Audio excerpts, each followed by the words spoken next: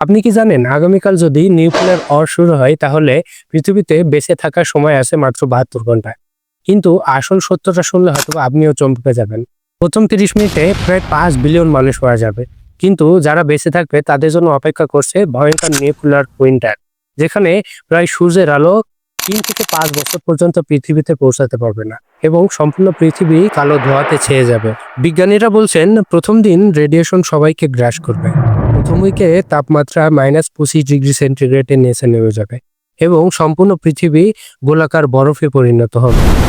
প্রথম মাসে সকল খাবার এবং ফসল নষ্ট হয়ে যাবে এবং মানুষ দুবেলা দুমুঠো খেতে পারার জন্য যুদ্ধ করবে। প্রথম বছর মাত্র 1% মানুষ বাঁচতে পারবে, যারা আন্ডারগ্রাউন্ড বাংকারে থাকবে। কিন্তু একটা দেশ আছে যারা এই অ্যাপোক্যালিপস থেকে বেঁচে থাকতে পারবে। সুইজারল্যান্ডের কাছে আছে 3,60,000 বাংকার, যেখানে সম্পূর্ণ পৃথিবীর 114% জনসংখ্যা বেঁচে থাকতে পারবে। কিন্তু বাংলাদেশের মতো দেশগুলোতে কি হবে? কমেন্টে জানাতে ভুলবেন না আপনি কোথায় লুকাবেন।